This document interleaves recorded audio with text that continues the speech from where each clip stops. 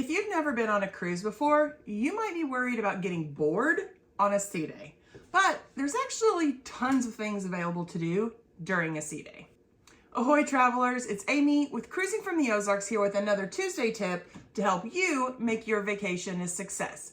Be sure to give this video a thumbs up. It only takes a second, and doing so helps other cruisers like you find us. Depending on the ship and the ports, I actually often enjoy sea days more than port days.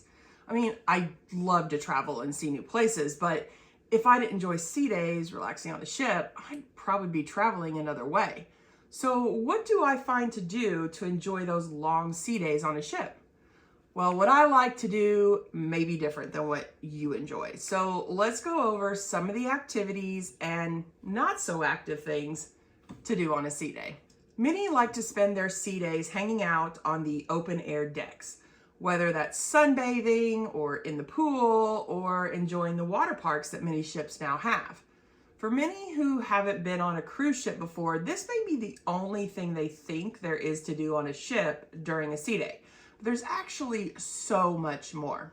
I wonder sometimes if the reason why people may assume that the only real thing to do on a sea day is bake out in the sun in a lounge chair on the Lido deck is because oftentimes that's what you see either in commercials or videos that people post. But trust me, there's a lot to do, and sunbaking is not one of the things that I do. Before we delve into all the other things that there is to do on a cruise ship while out at sea, if you haven't already, please consider subscribing to the channel. We're a new channel. It could really use your support to help us reach more cruisers like you. Like, subscribe, and share. It really helps our channel out with the YouTube algorithm. And then make sure you're also ringing that notification bell so you don't miss any future posts. Many of the bigger ships will have some kind of sport complex available for those who enjoy some physical activity on a sea day. Depending on the ship, there can be basketball courts, ropes courses, ping pong tables, and so much more. So if you like to be active and get out and do sports, grab a buddy, hit the upper decks, you'll find something to do. In addition to the sports complex, many ships geared towards families are also now offering some unique experiences, although most are at an extra cost. Norwegian has racetracks, Carnival has roller coasters, and MSC has that Robotron thing that like spins you around and flips you up and down. But the key to those things are anything that's outside on an upper deck, you want to make sure that you do it as soon as you can while you're on a cruise, because they often shut those things down if there's bad weather or it's really windy. So don't miss your opportunity if you're really looking forward to something like that, because you may not get an opportunity if you wait to the last day. The atrium, lobby, or some other public interior area will usually host trivia and games throughout the day. This is where you're usually going to find me during a good portion of a sea day. Even when I don't participate, I enjoy the trivia contests. There will also be pay-to-play games like bingo, and on our last Norwegian, there was Deal or No Deal. I'm not a gambler, so I don't play, but it can be fun to watch. Depending on the cruise line you're sailing on, there may be classes and lectures available to attend. I haven't been on one of these lines that offer lectures, but I would love to one day. These lectures vary greatly in topic, but often there will be topics on the various ports of call or the history of the ship itself. There's also demonstration classes available. On our last cruise, I watched sushi chefs put on a demonstration on how they make various types of sushi. If only we could have sampled it later, but that didn't happen. There were also talks put on by some of the crew in charge of various aspects of running the ship, including the hotel director, the head chef, and captain, with question and answer portions. So that's kind of fun too. Another thing that I enjoy during a sea day is finding a quiet outdoor retreat. Our latest cruise was on the Norwegian Breakaway, and there was some comfortable seating out on the waterfront, which was located basically on what would be the promenade deck, which is the deck that has a walkway that goes all the way around the ship, or usually almost all the way at the very least. You can usually find a semi-quiet place to relax that's outdoors but out of the sun. It also won't have the music being piped loudly through the area like the Lido deck will usually have. And depending on the ship, you can usually find an area outside to relax during the day.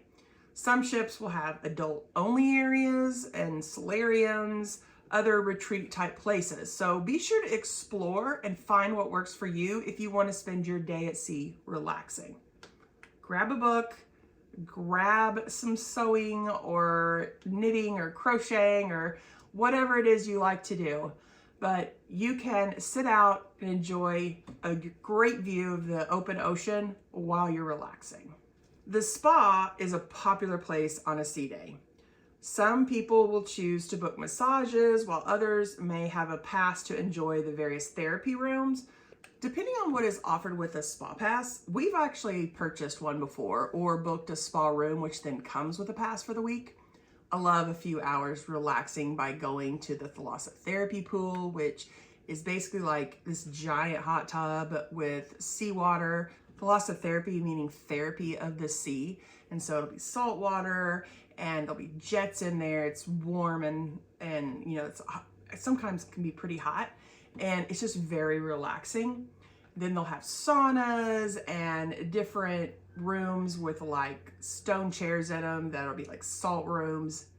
It just depends. Some ships will have a cold room as well where there's snow in the room. So go out, check out the spa. You can usually check it out on day one and just go and take a tour of it to see if it's something that might be beneficial to you. If you like to gamble, there's always the casino. Since the casino can only be open while at sea, a sea day is perfect for those who like to test the fates.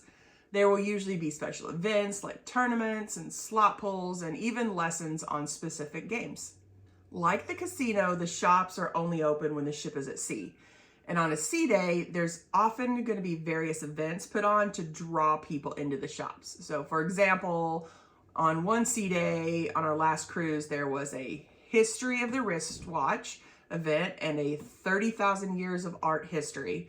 But of course, these are all designed to get you to eventually purchase something, but you don't have to. You can go and enjoy the event, get some history, so a little bit of learning, and you don't actually have to buy anything.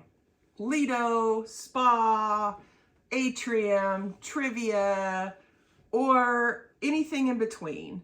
This isn't an exhaustive list of things that you can find to do on a ship. Whether it's a sea day or not, there's plenty to do. It will, however, give anyone who hasn't cruised at least a little bit of an idea of some of the activities available. For more tips on cruising, why don't you stick around and check out this video on 5 cruising tips that you may not know, and then come back next week for another video designed to help you have an amazing cruise. Have a blessed week, everyone.